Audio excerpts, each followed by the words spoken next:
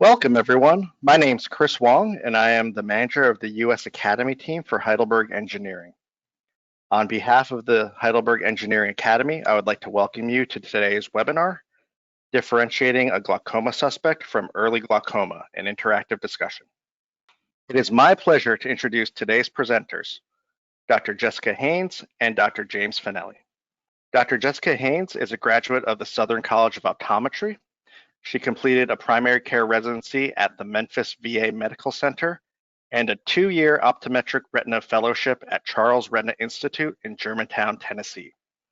Dr. Haynes is currently a consultative optometrist at Charles Retina Institute and serves as a consulting faculty member in the Advanced Care Ocular Disease Clinic at Southern College of Optometry. Additionally, she is a fellow of the American Academy of Optometry and a diplomat of the American Board of Optometry. Dr. James Finelli is the clinical and medical director of Cape Fear Eye Institute in Wilmington, North Carolina. He is a contributing editor for Review of Optometry, serves as educational chairman of the iSki Optometric Conference, and is the program coordinator of the CE in Italy program. Dr. Finelli is also the education coordinator for the All Things OCT Conference, a conference devoted to OCT technology and optometric practitioners. It is now my pleasure to hand over the stage to Dr. James Finelli. Chris, thank you so much for the very kind words. And on behalf of myself and Dr. Haynes, we want to welcome everyone. We have folks from pretty much around the globe. So some folks are having breakfast, others dinner, and others are getting close to bedtime. So we want to thank you for spending your time with us. And we're going to be discussing, as Chris mentioned, differentiating a glaucoma suspect from early glaucoma in the context of using OCT technologies. Now, we've all seen those patients who've come into our office where they have 8x8 cups, pressures of 33, and we really don't need an OCT to tell us that that individual has glaucoma. OCTs do two primary things for us in the context of glaucoma. They help us to determine progression, and that, my friends, is an entirely different webinar that we're not going to be discussing today. We're not going to talk about progression.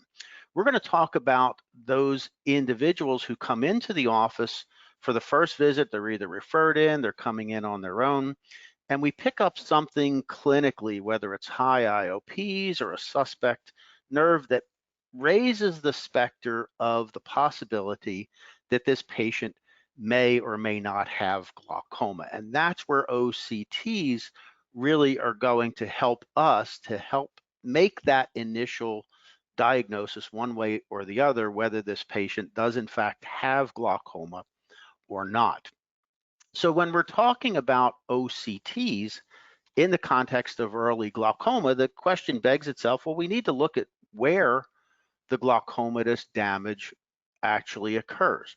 Now, clinically, when we're looking in the eye in vivo, we're all concentrating on the optic nerve itself. So that's something that we're used to doing clinically. But when OCT technologies first came out several years ago, instantly OCT technology moved to the perioptic RNFL layer. And we spent a lot of time, and we're all familiar with the perioptic RNFL, but in a sense, we've kind of left the optic nerve behind. But I'm going to show you in tonight's presentation that we do have some very important information that we can glean via OCT of the optic nerve, and specifically the neuroretinal rim itself. We're familiar, as I mentioned, with the perioptic RNFL insofar as the circle scans that we see when we're looking at patients who have glaucoma or are suspect for glaucoma.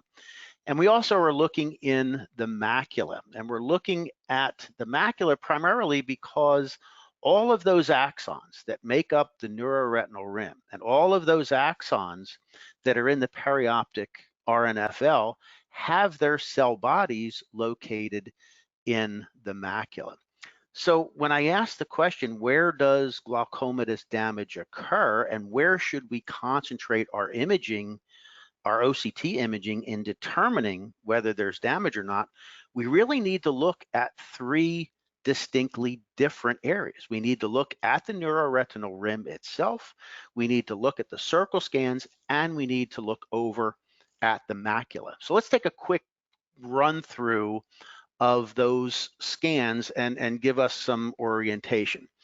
All of our RNFL circle scans traditionally start temporally, and they run around the optic nerve, and then they end temporally. And I'll show you later on in the presentation how that might not necessarily be the most common sense way to approach RNFL circle scans. But at the end of the day, we're familiar with the fact that the ganglion cells and the axons primarily enter the optic nerve temporally. And early glaucomatous damage typically occurs either inferior temporally or superior temporally. The key is that this damage can first occur at the optic nerve, or it can first occur at the macula, and we don't really know where it initially begins. So that goes to my comment earlier about making sure that we're scanning all three areas so that we can detect that early damage. So here we have a 3.5 millimeter or a 3.5 millimeter circle scan of the perioptic RNFL. And in this particular example, we have a defect in the inferior temporal area, which is very common with glaucoma. But as I said, we don't know if the disease starts in the macula and works its way to the optic nerve or vice versa. And I think it varies, honestly, from person to person. So instead of looking at just one RNFL circle scan, we really need to be looking at a couple of different diameter circle scans further away from the retina. And again, this is one more piece to the glaucoma puzzle. So here we have a 3.5 millimeter circle scan showing a defect inferior temporally. Here we have a 4.1 millimeter circle scan also showing a defect inferior temporally. So anatomically, we know that there is damage here, there is damage here, and in the subsequent slide, a 4.7 millimeter diameter circle scan, we see damage even out here. So this particular patient has damage in all three of these zones in the perioptic RNFL. So that's one of the areas where we need to look at all three different circle diameters. Another area where we need to concentrate on, as I mentioned earlier, is the posterior pole, and in particular the macula, because this is where the ganglion cell bodies live. Now, there's a couple of different ways to approach a macular analysis, but we need to remember that one of the hallmark signs of glaucoma is asymmetry, and that asymmetry can exist between the two eyes, but the asymmetry may also exist within the same eye, in particular in the ganglion cells and total retinal thickness above the horizontal raphe as compared to a comparable measure below the horizontal raphe. So here we have a scan, it's an 8x8 3-degree grid scan of total retinal thickness. And in the center here, we have a hemisphere asymmetry analysis. And what this is basically showing us is that the inferior hemisphere here, as compared to the superior hemisphere, we have an area of thinner retina here as compared to a comparable area here. So this certainly raises the specter of asymmetry between the northern and southern hemispheres, and that certainly raises the specter of the possibility of glaucoma. Now, there's some downsides to using total retinal thickness when looking at for glaucoma, and that we need to remember is influenced by several comorbid diseases. For example, non-angiogenic, in other words, dry macular degeneration, macular dystrophies can result in overall total retinal thickness measurements that are thinner than we would expect to see. Whereas conditions such as ERM, VMTs, VMAs, etc., they can increase total macular thickness. Now, the good thing about the spectralis unit is that we've got resolution of just a couple of microns. And the ability there is that we can differentiate out and sift out simply the ganglion cell layer. Rather than looking at total retinal thickness, in the context of a glaucoma, I'm concerned about the ganglion cell bodies, and we can image just the ganglion cell layer. And that's important because the ganglion cell layer is less influenced by the co-presence of other macular diseases. And then the third area that we need to look at is, of course, the optic nerve itself. And we all look at the eye clinically, fundoscopically in vivo. We're all going to call this a different CD. There's always going to be some variability here. But with the advent of high-resolution OCT images, we can quantify various parts of the neuroretinal rim. So instead of taking a circle scan around the optic nerve, the best way to evaluate the neuroretinal rim is to take radial scans through the optic nerve.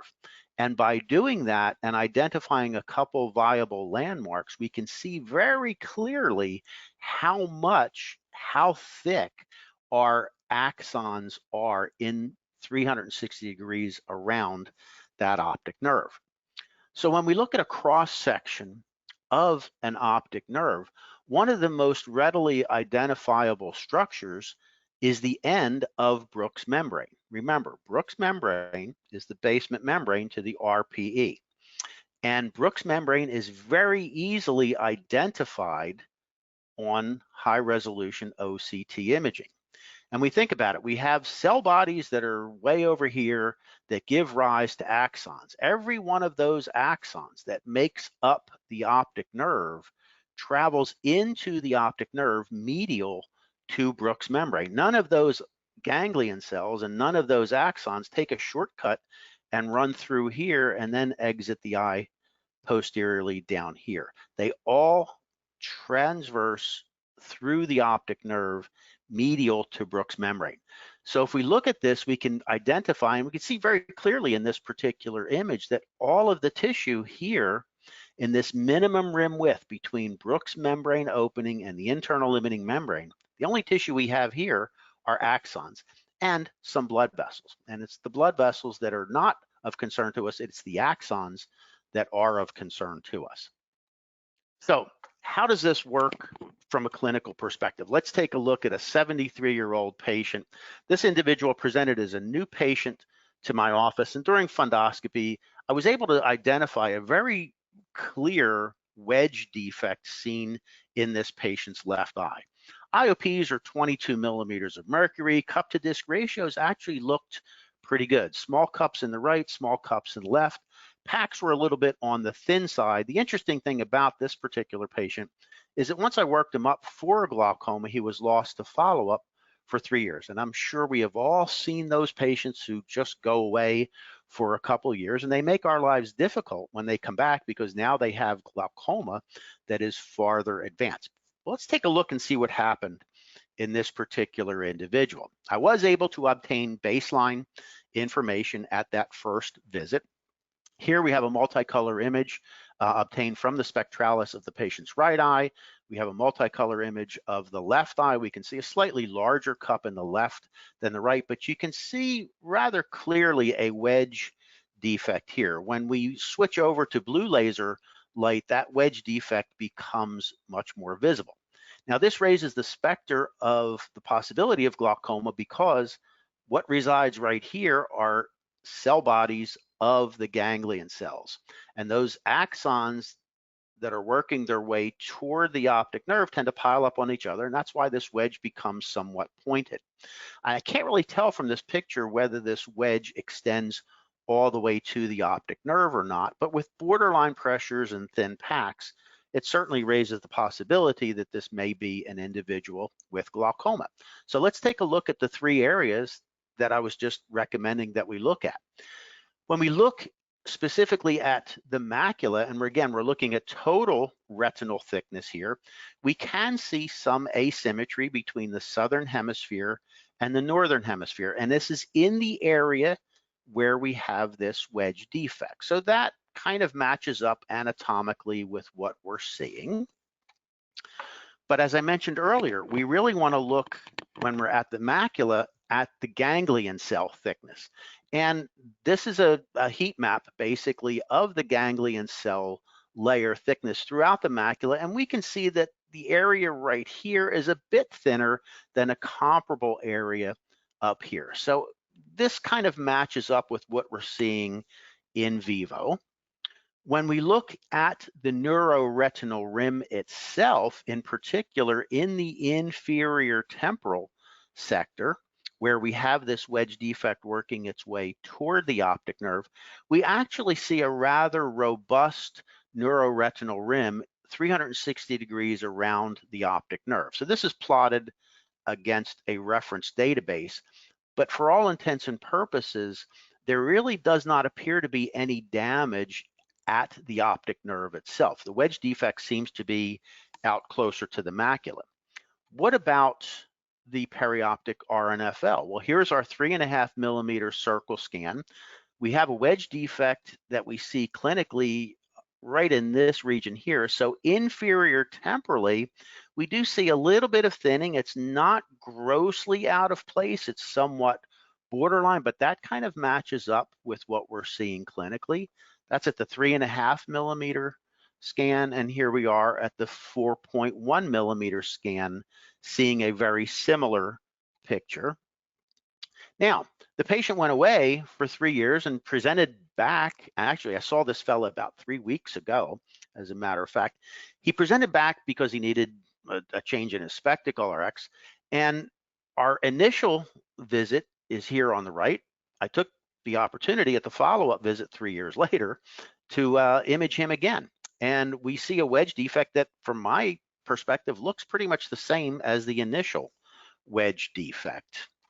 Now is when we can see if there has been change over time. So let's look at those same 3 areas again. When we look at the macula, here is our reference scan. Here is our follow-up scan 3 years later.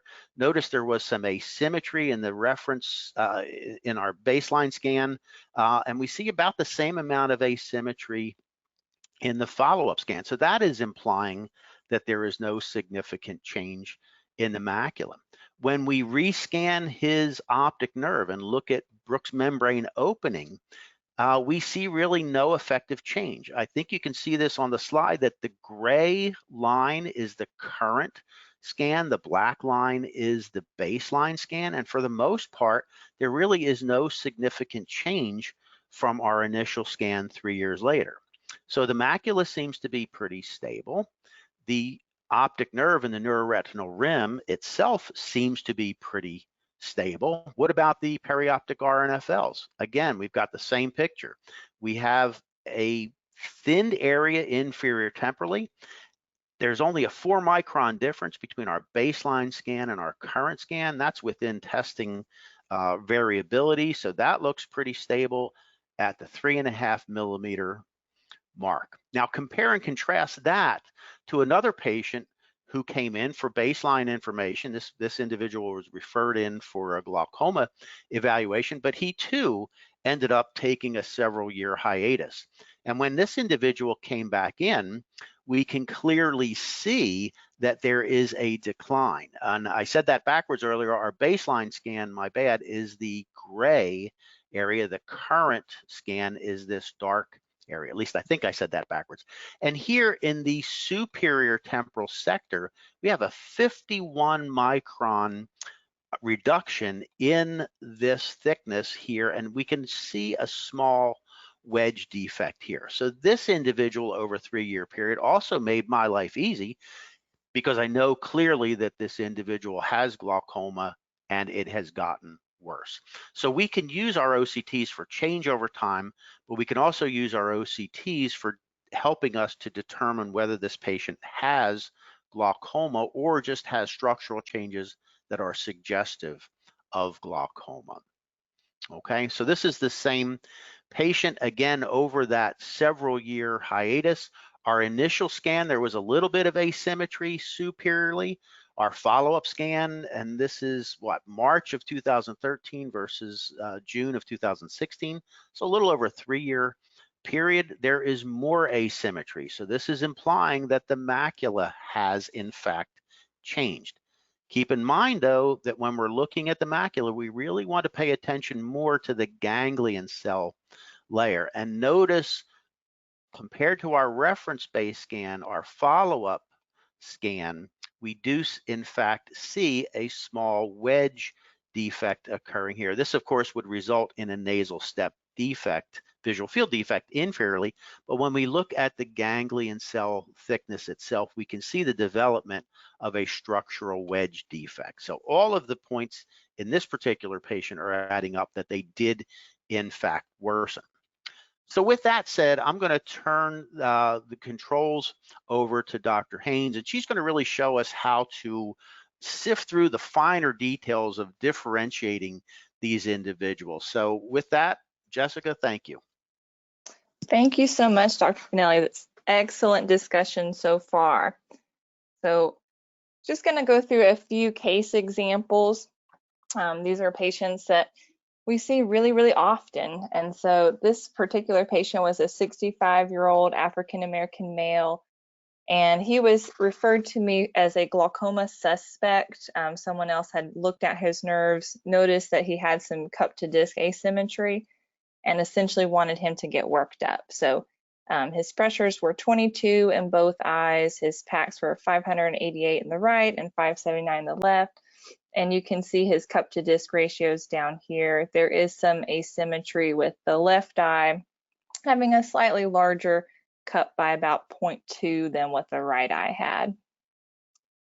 So I have started really enjoying using these multicolor imaging in my patients who are glaucoma suspect to get sort of a baseline image of them and to be able to evaluate the retinal nerve fiber layer for things like wedge defects. In this particular patient, really you don't see anything like Dr. Finelli's patient that looks like they have a particular glaucomatous wedge type defect or anything like that. And really when examining the patient, their rim tissue looked fairly healthy. So even though the cup is larger in the left eye than the right eye, there really wasn't anything particularly striking about the rim tissue or the retinal nerve fiber layer, either one. One thing I tell my students to kind of keep in mind whenever you're looking at patients, particularly these glaucoma suspects, is to consider that if there is a problem, where might that problem be? Because like Dr. Finelli said, patients who come in with 0.8 CDs, overall RNFL thinning, field loss, those patients are easy to identify, but these early glaucoma patients and these glaucoma suspect patients sometimes have more subtle changes, and these tend to occur in localized areas. So we're looking for some sort of pattern. So even from the beginning, whenever you look at this patient clinically, go ahead and start thinking, if there's an issue, where might that issue be? For this particular patient, I would have to say, looking at his nerves, if there's an issue, I would have to say perhaps the issue is in the left eye, just based on the fact that the left eye generally has a larger CD than the right eye. Moving on to the patient's visual field, his left eye actually looks really good. So his left eye had a very nice, clean visual field. And using that same mentality that if there's a problem, where is the problem? I think I would have to suggest that if there's a problem, it perhaps would be the right eye, more so in this supranasal step sort of area, which is possible to have early glaucomatous field loss in. It would be very classic of glaucoma. So we're starting to sort of look at each of these factors individually, and we have to start considering, do these puzzle pieces match up? So is there anything that we're going to find in his retinal nerve fiber layer, in his ganglion cell layer, and his neuroretinal rim, so on and so forth, that's going to match up with what we're seeing either clinically or what we're seeing on the visual field. These are some printouts that the Spectralis instrument has available.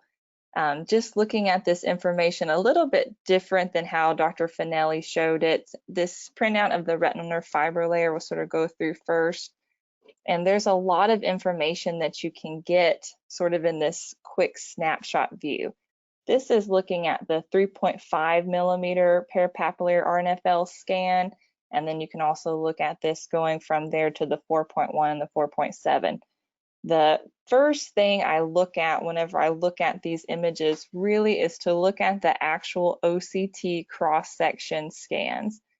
The thing I love so much about this instrument in particular is that those scans are always on prominent display, and they're high definition scans. So I look at those first thing. Whenever you do that, you can look to make sure that the tissue is segmented correctly. You can make sure there are no artifacts, such as shadow artifacts that have altered the segmentation, things like epiretinal membranes that have altered the tissue, made it artificially thicker than it should be. And you can go ahead and start looking at these to get a sense of, is there a particular problem area that stands out? So you can look to see if you notice any localized areas of loss, and you can also compare the eyes to each other. If you start doing that, what you'll notice is that you will start finding right off the bat when you look at the OCT cross-section scans, hey, I think this area might be a problem, even before you go looking at the T-SNP curves or the color schemes or anything else. So I really like to look at this information first. You can then go from that information to, again, looking at your T-SNP curves to see, how does this retinal nerve fibrillary thickness sort of match up to these age-matched norms? In this patient, really, I don't see anything that's particularly striking. I don't see anything such as in Dr. Finelli's patient of a localized area of loss or anything that's largely asymmetric between the eyes either. You can also look at your color wheels down here, but one thing you'll notice whenever Dr. Finelli and I talk about glaucoma is in none of these patients are we going to say, I diagnosed this patient with glaucoma and I did so because this was red. You know, we don't really look so much at the colors, but we really look at the quality of the tissue. If something is red, why is it red? More so than just the fact that it's red, and what is the pattern of this change that we see. One thing I do appreciate a lot about these particular thickness measurements is they give you the thickness measurement, and then they also give you the percentile that thickness measurement falls in. So for example, here, this patient's global thickness is 91 microns, and that falls, I believe that says in the 21st percentile. This patient over here is 90, or the other eye is 90, and that falls, I think it says in the 11th percentile. So one thing to keep in mind is until you get to that 5th percentile, your patient is going to have a green scan, and your patient could fall entirely within the 6th percentile, and your patient could have disease and everything could be green. So looking at those numbers kind of gets you a sense of, well, it's green, but how green is this? Overall, though, on the RNFL, I just don't see anything particularly striking. One other thing I did want to mention that's very useful information in these patients is this Brooks membrane opening area. So this is measuring the area that all of these nerve bundles have to run through, just like Dr. Finelli said. And if you look in the right eye, the area is about 2.09 and the left eye is 2.54. And so that could attribute to why the left eye cup is larger than the right eye cup. So it is always important to think about the actual disc area or the Brooks membrane opening area. Some of our patients have small cups and have glaucoma, and some of our patients have large cups and they don't have glaucoma, and that may be because of this Brooks membrane opening area, the size of the actual disc. Over here is a printout just showing us our ganglion cell layer, again just looking at this slightly different way. And once more, when you're eyeballing these things, I do think it's good to kind of look for particular areas of concern and going into this with this idea of if there's a problem area, where would that problem area be? And in this case, I would say if there's anything that's amiss, I would consider the right eye does seem to be a bit thinner here superiorly than inferiorly, and superiorly here versus also the left eye. But again, none of our information so far is particularly matching up to any actual particular area of concern. And then we do want to look at our minimum rim width. And this patient does have, just like Dr. Finelli's patient, actually quite a thick rim tissue and quite a robust rim tissue. And so again, perhaps nothing particularly striking on the patient's minimum rim width. The posterior pole asymmetry report is a great way to look for particular areas of concern. And as Dr. Finelli stated, this does look at the full retinal thickness. So you really do have to keep that in mind, that if your patient has any other type of disease, macular disease, that's going to alter this retinal thickness, it's going to alter your posterior pole asymmetry report. But in our patients who have otherwise normal retinas, it really can highlight particular areas of concern because you're looking at right eye versus left eye, and then you're looking at right eye inferior versus right eye superior, left eye inferior versus left eye superior. And in this patient, there are some scattered areas here and there. This particular is a little different than that particular area. But once more, there's nothing that is super striking about this posterior pole asymmetry report. This patient, I believe I asked him to come back in about 6 months to repeat his field. He came back a little over a year. So at that point, we just went ahead and reran his OCT. So this is his baseline OCT, October 15th, 2018. And here's his follow-up, December 16th, 2019. So just a little bit over a year's time has passed. This T-SNP curve over here on top is our baseline. And then this curve down here is our follow-up scan.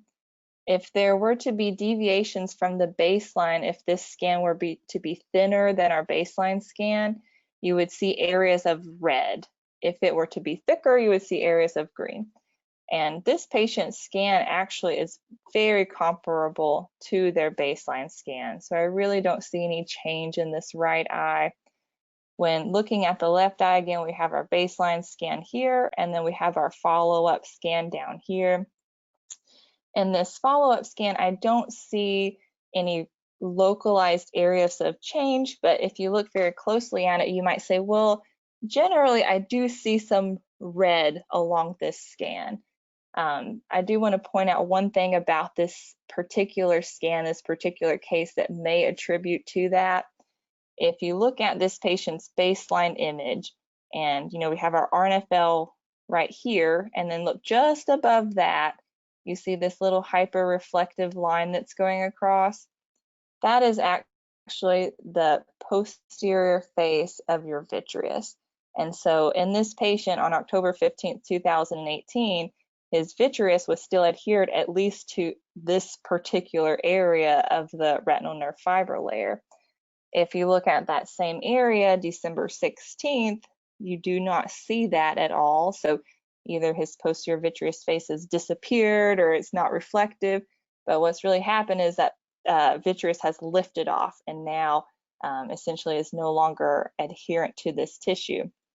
Whenever that happens, you can get a bit of a shift in your RNFL, and it's possible that that could be the cause of some of this slight change that we're seeing. And again, one thing I truly love about this instrument is that it gives you a high definition OCT cross-section scan so that you can see things like this. And I've had patients before where the vitreous is tucked or sort of attached to a local area, it lifts off, and that can look like progression over time. If you don't have the ability to look at the actual cross-section scans in a high definition way, something like that's going to be overlooked. Moving on to the ganglion cell layer. So again, we have our top image that is the baseline, and then our follow-up here on the bottom. And once more, the right eye perhaps is our more concerning eye from the ganglion cell standpoint, but overall everything seems to be fairly stable. And then we don't want to forget our neuroretinal rim, so looking at our minimum rim width. And in this case, the black line is the current scan, and then the sort of fainter gray line is your baseline. And on both eyes, really not seeing anything of substantial change. So for this patient in particular, I don't think we can say 100% that he's out of the woods. We do see some things that are a little off here, a little off there, but nothing that just really matches up. All the puzzle pieces aren't really coming together for this case.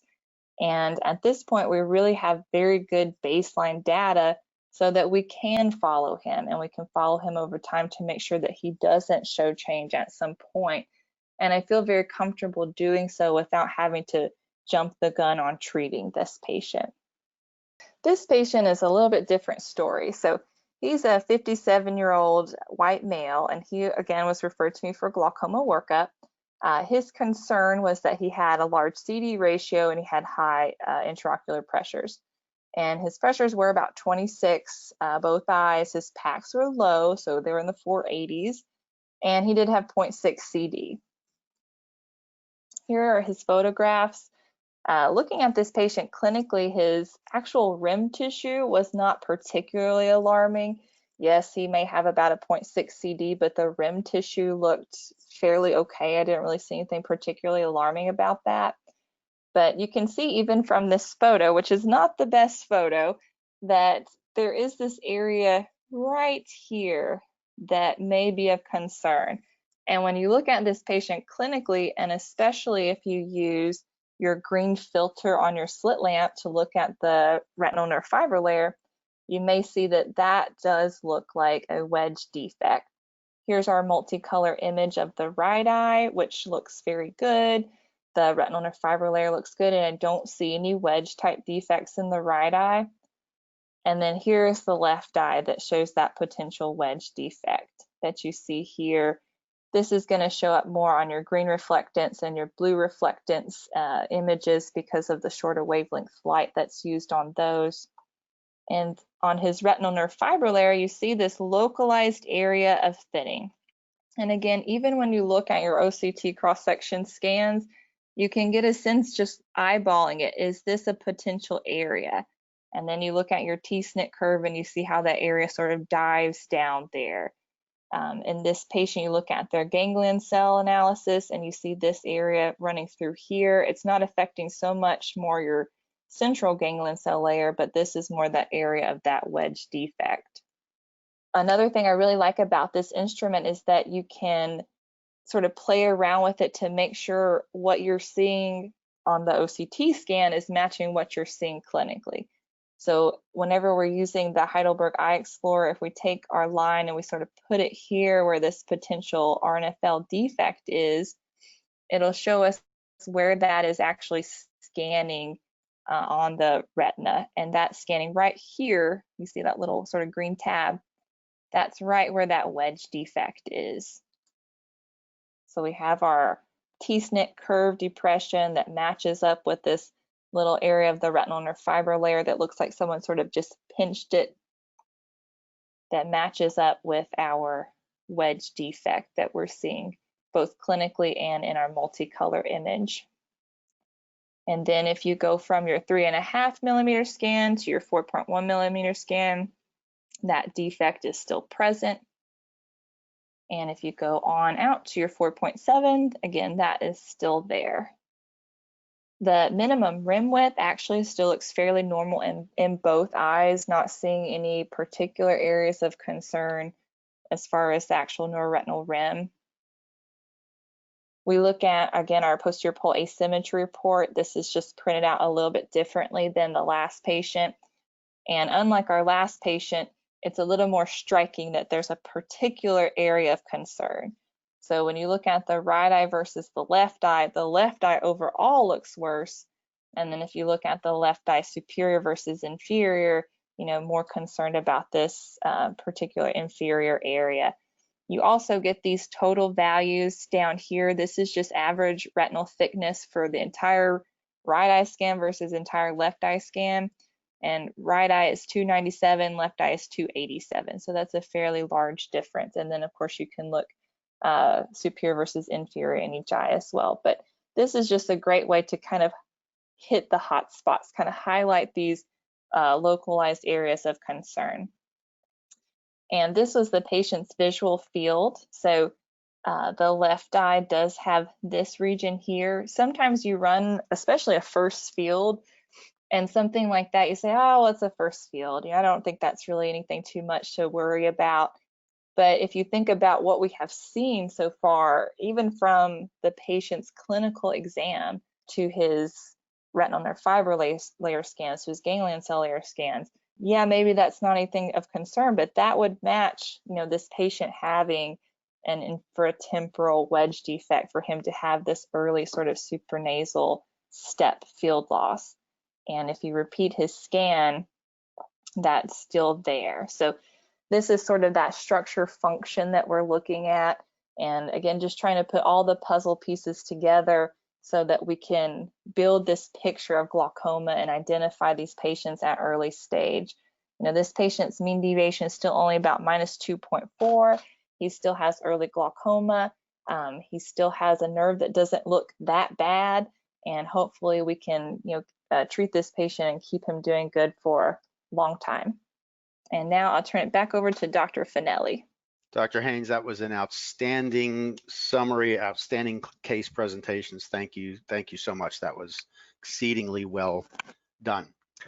I want to switch gears a little bit. I'm bringing this case in to highlight 2 points. Number one is where all of the pieces of the puzzle match up, and it makes our life simple. It makes it easy to make the diagnosis. But also, I want to bring this up to show us how the Hood report can help us to save some of our sanity and save some of our gray hairs. Here's a 67-year-old female who was sent in for a glaucoma workup as a glaucoma suspect. And she presented with a disc hemorrhage that we can certainly see inferior temporally. And of course, this is the region where the optic nerve is most susceptible to early glaucomatous damage. Independent of IOPs, when we see these patients and we're working them up in clinic, we oftentimes run a 24-2 visual field. And how many times have we run a 24-2 visual field in a patient who sure as heck looks like they have glaucoma, and the visual field doesn't show a defect, or it shows a couple of points here and there that are not contiguous, not enough really to hang our hat on to say that there is structural and functional correlation of the damage. So I'll come back to the visual field in a second, but this is the patient's initial presentation. We have a disc hemorrhage.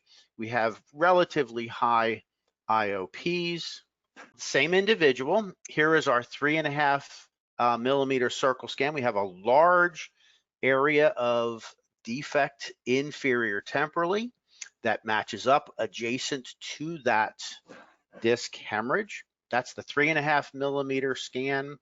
Here's the 4.1 millimeter scan. Again, a broad area of damage, not only at the rim, out here, now at 4.1 millimeters, and even out at 4.7, we have a large area. So the pieces of the puzzle, at least from what we're seeing fundoscopically with a disc hemorrhage, matches up with the perioptic RNFL circle scans.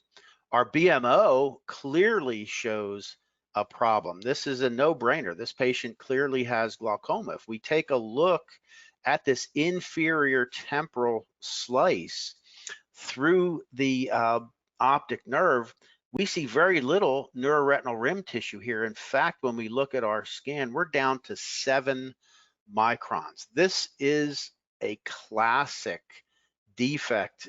This is what we would call a wedge defect or a notch in the optic nerve. So this is matching up with what we're seeing with the disc hemorrhage, what we're seeing in the perioptic area, and also, not surprisingly, we're seeing this same type of problem out in the macula, insofar as total macular thickness, as well as the ganglion cell layer thickness. And we can see a rather large area here where the ganglion cells are distinctly thinner as compared to the ganglion cells above the horizontal raphe. But that begs the question, why do we have trouble with the visual field? That initial 24-2 visual field didn't really show us a whole heck of a lot. So let's spend a couple minutes finally on the Hood glaucoma report. And this is an interesting way of looking at our OCTs, and it makes actually more sense, more common sense, more practical sense when we're looking at this in the context of glaucoma. Now, what we're looking at here, this slide and the subsequent slide are slides of deviation maps that have not yet been approved by the FDA. But the point I want to make with this slide, and this lays the groundwork for the Hood report, is that what we're looking at here is a deviation map. In other words, a comparison against a reference database of normal individuals at the ganglion cell layer. Obviously, we're here in the macula. And remember what I mentioned earlier, that residing out in this area are the ganglion cell bodies of the ganglion cells that have axons that work their way to the optic nerve that we see in the perioptic RNFL, and those same axons make up the neuroretinal rim. So what this particular scan is showing us is a large area of ganglion cell bodies that are damaged. Well, we would expect if the ganglion cell bodies are damaged, the axons should be damaged as well. And sure enough, when we look at the subsequent scan, which is the RNFL or ganglion cell layer, we see the axons here matching up with damage from the ganglion cell bodies here. So 2 and 2, my point is 2 and 2 equals 4. I do want to move over to the Hood report here, and there's two fundamental differences with the Hood report. Normally, when we look at a perioptic RNFL circle scan, the scans start temporally, they run around the optic nerve, and they end temporally. And that's the basis of our T-SNP graph. The problem with that is that all of the fibers that we're worried about in the context of glaucoma are temporal fibers. And by starting our scan temporally and ending our scan temporally, the T-SNP graphs has the important parts, the temporal fibers, on both sides of the graph. Well, the Hood report spins this around. It begins the scan nasally and gives us a complete scan through the entire temporal sector.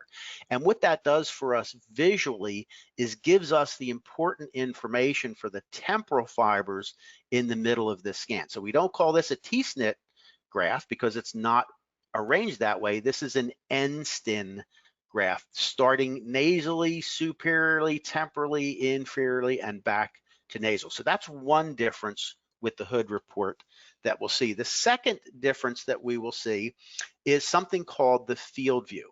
When we're looking fundoscopically and anatomically at the retina in this particular example, we can see a rather significant wedge defect here. Now, if we're running a visual field, that wedge defect that is anatomically inferior is going to give us a superior visual field defect. And one of the nice things about the Hood report is that it helps us to predict, it helps us to be more specific in which type of visual field we should be looking at. So in the field view, what we're looking at here is a reversed vertical image of what is happening anatomically. So this wedge defect is now reversed and put superiorly. Again, anatomically, the defect is inferior, but over top and overlying these anatomic scans are the visual field test points of a 24-2 and a 10-2. And what that does is that helps us to figure out which is going to be our best visual field strategy. For example, in this particular individual, if there's a wedge defect here, most of these points are not going to be in an area that's going to be picked up or going to be testing an area that is not identifiable with a visual field defect. Whereas if we look at a 10-2, the majority of the points, at least in the superior hemisphere, the majority of these points are going to be testing areas that anatomically seem to be compromised. And how that helps us out is this. So again, our images are flipped.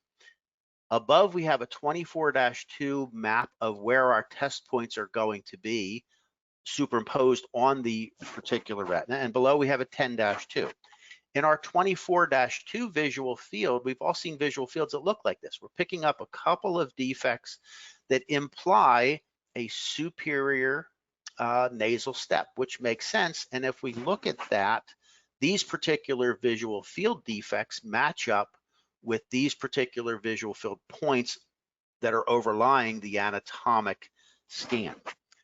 When we look at a 10-2, we can see that we have a visual field defect that is almost encroaching upon fixation. And in fact, we have several different points, about 9 or 10 of them, that are contiguous with each other that match up very nicely with what we're seeing in the field view. So this helps us to say maybe that this particular individual would be best served by a 10-2 visual field rather than a 24-2 visual field. So I wanted to throw the hood report in there just to give you a heads up that that's out there, that is now available, and that helps to make a little bit more common sense out of the initial workup of these glaucoma patients. So in conclusion, you know, from a structural perspective, glaucoma and glaucomatous damage simply occurs in 3 areas that we can scan with our OCTs: the RNFL around the optic nerve, the macula, and of course the optic nerve itself by looking at Brooks membrane opening. So when those data points are compared against a reference database, we can get a feel for how our patient fits in statistically with normal patients. But most importantly, we can use those same scans at subsequent visits to see if there's change over time, which is the hallmark for glaucoma progression. With the advent of high-resolution OCTs with image registration, it makes our life a whole lot easier, because now we're able to pick up subtle structural changes that we can't certainly appreciate just visually. It makes those structural changes more apparent, and thereby it enhances our diagnostic capabilities, allowing us to offer better care. And frankly, from a personal perspective, it helps me to sleep better at night because I know I treated the patient properly and appropriately. So again, in closing, I just want to say thank you all for being here. Dr. Haynes, thank you so much for your contribution. Fantastic job. We hope that you were able to get some practical information out of this. At this point, I'm going to turn this back over to Chris Wong. So Chris, take it away. Thank you, Dr. Finelli, and thank you, Dr. Haynes, as well, for a really great presentation and really opening up kind of what's possible with technology, and also how you as clinicians on the front line are using the Spectralis in combination with all the other technology you have. At this time, Dr. Haynes and Dr. Finelli will be able to answer a couple questions from the audience. So first question I have, and this is from the audience, and I'd like to expand on this question a little bit, Dr. Haynes and Dr. Finelli, is the question is, when should we do a 10-2 versus a 24-2? And I want to expand on that a little bit by just asking, you know, what types of other testing do you tend to do with your glaucoma suspects and early glaucoma patients? So I think, you know, Dr. Finelli made such a great point about these patients, in particular looking at the ganglion cell layer, who may have in particular more like para-central or central loss. For example, even going back to my first case, you know, the guy that had most suspicious, you know, ganglion cell finding in his right eye, kind of superior, nothing really matching up with the fields. You know, if you're curious, you could run a 10-2 on him to see if there's something that pops up from that. Dr. Finelli, anything else to add on that regard? Yeah, let me just throw out that in the context of early glaucoma, we need to remember that ganglion cell bodies are highly concentrated around the foveal avascular zone. The further away we move from the foveal avascular zone, the less concentrated ganglion cell bodies are located. So in very, very early disease, the argument is to use a 10-2 because we're concentrating on those 50%. 50% of the axons that make up an optic nerve come from the very, very center ganglion cells around the foveal avascular zone. So it behooves us to at least consider in very, very early glaucoma using a 10-2. The other part of that discussion is that we can use selective perimetry, and selective perimetry is not white on white perimetry. There are various forms of selective perimetry, and these have been designed to ideally pick up ganglion cell defects and visual field defects from the M-type ganglion cells that seem to be preferentially damaged in early glaucoma. Given the fact that most of us don't have selective perimeters, I do, and I use that to answer Chris's other question. I do use selective perimetry in these early patients because invariably my white on white 24-2 visual field on a very early glaucoma patient, more often than not, comes back entirely normal. So if I can switch over to either a 10-2 or selective perimetry, that visual field defect that is not seen on a 24-2 becomes very evident. And, you know, going back to Harry Quigley's work, this goes way back to, 100 years ago when I was in school. You know, the thought was that you had to lose 50 to 60% of the ganglion cells in an optic nerve before you had a visual field defect. Well, that was true if you were using a 24-2 visual field. And I'll leave you with this, that I think that we're probably using the wrong type of visual field defect, especially in the early patients. So consider either a selective type of perimetry visual field strategy or a 10-2. I know it was a long, convoluted answer, but I think I covered both of those. All right, thank you. Next question we have is, so there's a lot of data presented in your cases. How much do you rely on the printouts versus using review software? So, one thing I'll just throw out there again, I always look primarily at, honestly, the raw data, the OCT cross-section scans, and the Heidelberg Eye Explorer is very user-friendly as far as being able to look at that quickly, look at progression analysis very quickly. And you do have all these printouts that we show you with so many different areas that your eye can sort of go to. But as you become, I guess, more familiar with this, even though it takes a long time to go through some of these cases, really you're eyeballing this very quickly. And I hope that sort of helps to answer the question, but I really don't look too much at the printouts as much as using the actual Heidelberg Eye Explorer, looking at the raw data, and then kind of going to look at some of the analysis of that afterwards.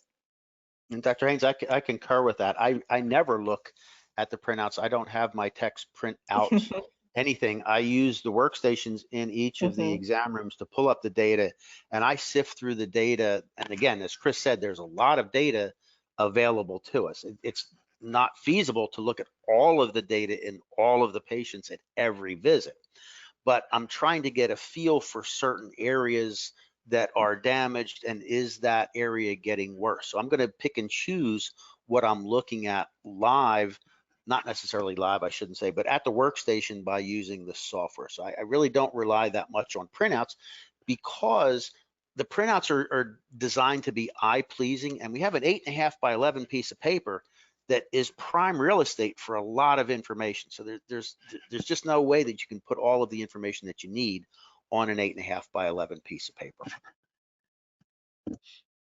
All right, well, we're out of time. So thank you so much again, Dr. Finelli and Haynes, for that fantastic presentation. And thanks to everyone in the audience for joining in on a lovely Thursday evening. Please remember, if you'd like to learn more about future webinars, please like us on Facebook or Instagram. Also be sure to sign up for the register on our business lounge. By signing up, you will receive access to free educational guides, videos, and e-learning modules. And you can do that at www.heidelbergengineering.com. So thank you very much again, Dr. Haynes and Dr. Finelli. Thank you, everybody in the audience, and we will see you on our next webinar.